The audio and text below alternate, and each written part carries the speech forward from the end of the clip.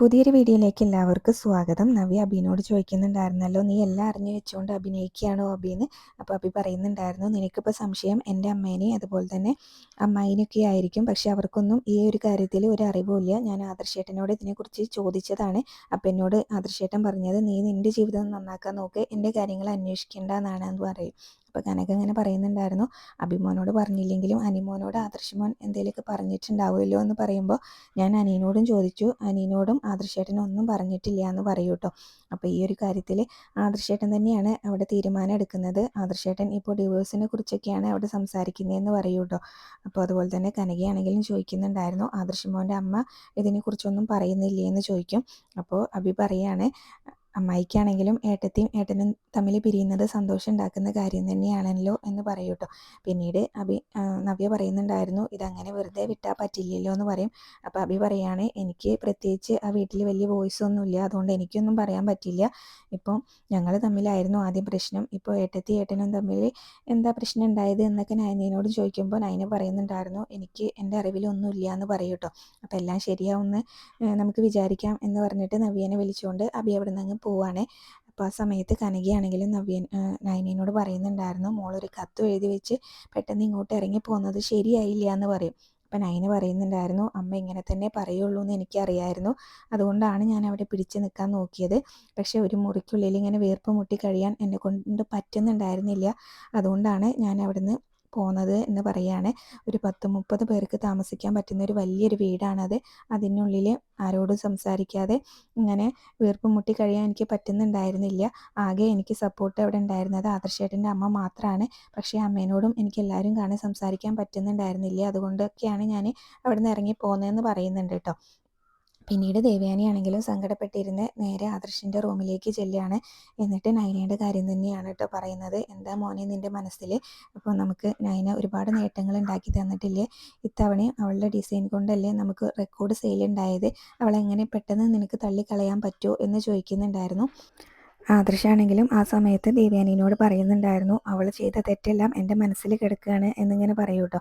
അപ്പോൾ അവൾ അതിന് മാത്രം എന്ത് തെറ്റാണ് നിന്നോട് ചെയ്തത് എന്നൊക്കെ ചോദിക്കുന്നുണ്ടായിരുന്നു. അപ്പോൾ ആദർശാണെങ്കിലും ഒരു വിട്ടുവീഴ്ചയ്ക്കും തയ്യാറല്ല കേട്ടോ. അപ്പോൾ ആദർശ് തറപ്പിച്ച് പറയുന്നുണ്ടായിരുന്നു, ഇങ്ങനെ സത്യസന്ധത ഇല്ലാത്ത ഒരുത്തിനെ എനിക്ക് എൻ്റെ ജീവിതത്തിൽ കൊണ്ടു നടക്കാൻ പറ്റില്ല എന്ന് തന്നെയാണ് പറയുന്നത്.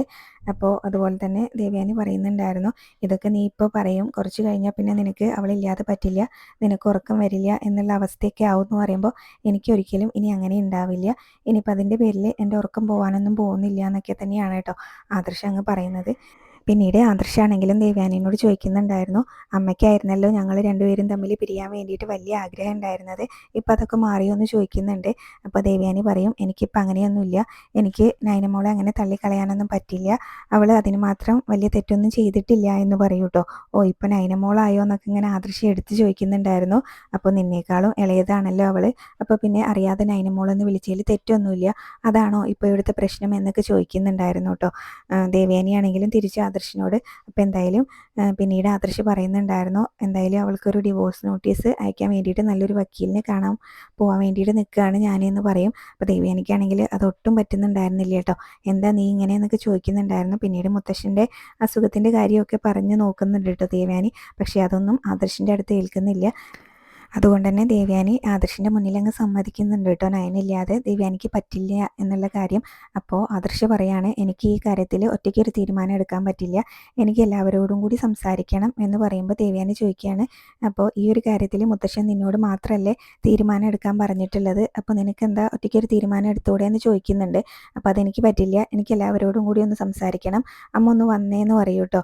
എന്നിട്ട് ദേവയാനിനെയും പിടിച്ചുകൊണ്ട് അവിടെ നിന്ന് അങ്ങ് പോവാണ്.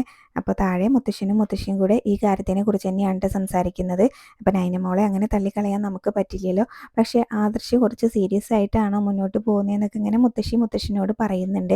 അപ്പോൾ മുത്തശ്ശൻ പറയും, ദേവയാനിയാണെങ്കിൽ സത്യങ്ങൾ തുറന്ന് പറയുന്നില്ല, അല്ലെങ്കിൽ നമുക്കിതിലൊരു തീരുമാനം, അത് അവൾ തുറന്ന് പറഞ്ഞിരുന്നെങ്കിൽ നമുക്കിതിലൊരു തീരുമാനം ഉണ്ടാക്കായിരുന്നു എന്ന് പറയൂ കേട്ടോ. അപ്പോഴാണ് ദേവയാനിയും ആദർശം കൂടെ അവിടേക്ക് ഇറങ്ങി വരുന്നത്. എന്നിട്ട് ആദർശ് വന്നിട്ട് മുത്തശ്ശനോട് പറയുന്നുണ്ടായിരുന്നു, അമ്മ പറയുന്നത് അമ്മയ്ക്ക് നയന ഇല്ലാതെ ഇവിടെ പറ്റില്ല, ഉറങ്ങാൻ പറ്റില്ല എന്നൊക്കെ തന്നെയാണ്, അതുകൊണ്ട് നയനേനെ വിളിച്ചു കൊണ്ടുവരണം എന്നാണ് പറയുന്നതെന്ന് പറയൂ കേട്ടോ. അപ്പോഴേക്കും ജയനും അജയനും കൂടെ അവിടേക്ക് വരുന്നുണ്ടായിരുന്നു. ജയനാണെങ്കിലും ദേവയാനിക്ക് നയനയില്ലാതെ പറ്റില്ല എന്ന് പറയുമ്പോൾ കളിയാക്കിക്കൊണ്ട് ഇങ്ങനെ പറയുന്നുണ്ടായിരുന്നു, ഇന്ന് മുതലാണ് എൻ്റെ ഭാര്യ ഇങ്ങനെ മരുമകളെ സ്നേഹിക്കാൻ തുടങ്ങിയത്, ഇപ്പം അങ്ങനെയായോ എന്ന് ജയനും ചോദിക്കുകയാണ് കേട്ടോ. അപ്പോൾ അതുപോലെ അത് മാത്രമല്ല, അജയനാണെങ്കിൽ കൂടെ പറയുന്നുണ്ടായിരുന്നു, ഇതൊക്കെ ഏട്ടത്തിയുടെ അഭിനയമാണെന്നാണ് എനിക്ക് തോന്നുന്നത്, ഉള്ളിൽ സന്തോഷം വെച്ചിട്ട് ഇങ്ങനെ പുറമെ അഭിനയിക്കുകയാണെന്നാണ് എനിക്ക് തോന്നുന്നതെന്ന് പറയും. അപ്പോൾ മുത്തശ്ശനും അതന്നെ അങ്ങ് പറയുന്നുണ്ടായിരുന്നു കേട്ടോ. അതന്നെയാണ് എൻ്റെയും സംശയം എന്ന് പറയും. അപ്പോൾ ദേവയാനിക്ക് ഇനിയിപ്പോൾ വേറെ നിവൃത്തിയൊന്നുമില്ല. ദേവയാനിയാണെങ്കിലും സത്യങ്ങൾ അങ്ങ് തുറന്നു പറയുകയാണ് കേട്ടോ.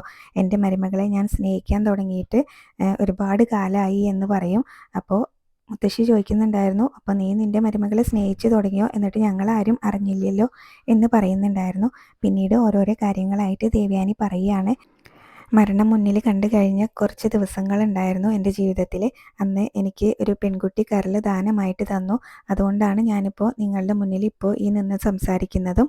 അപ്പോൾ ആ കരൾ തന്ന പെൺകുട്ടി ആരാന്ന് നിങ്ങളോട് ഒക്കെ ഞാൻ ഒരുപാട് ചോദിച്ചു, പക്ഷേ നിങ്ങളാരും എന്നോട് പറഞ്ഞില്ല.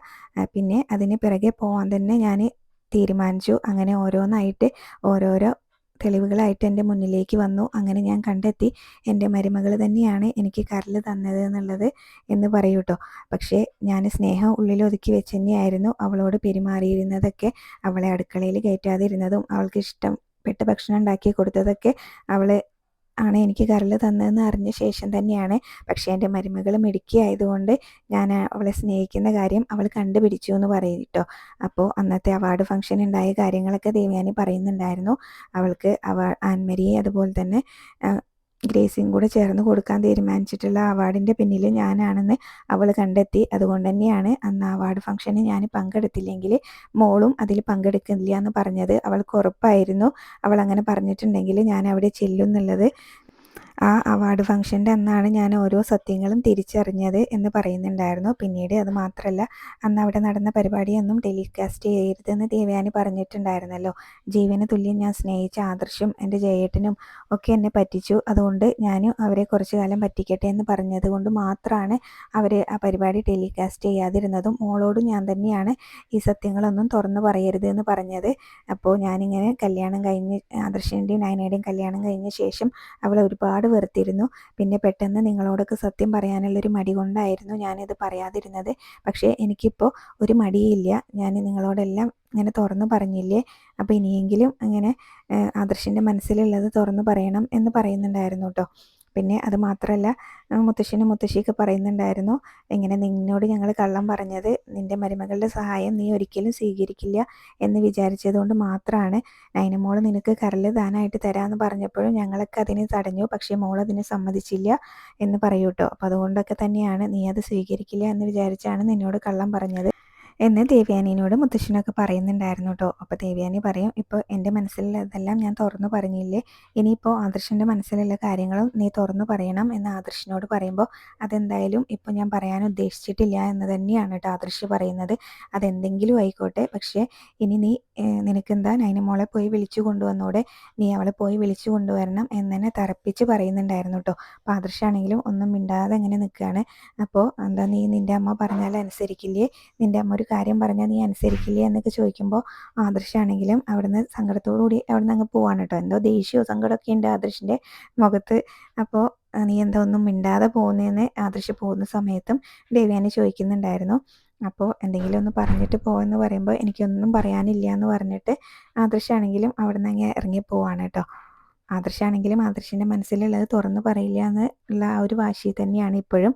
അപ്പോൾ ദേവയാനിയാണെങ്കിലും ആകെ സങ്കടപ്പെട്ട് ഇങ്ങനെ നിൽക്കുന്നു കാണിച്ചുകൊണ്ടാണ് ഇന്നത്തെ എപ്പിസോഡ് അവസാനിച്ചിട്ടുള്ളത്.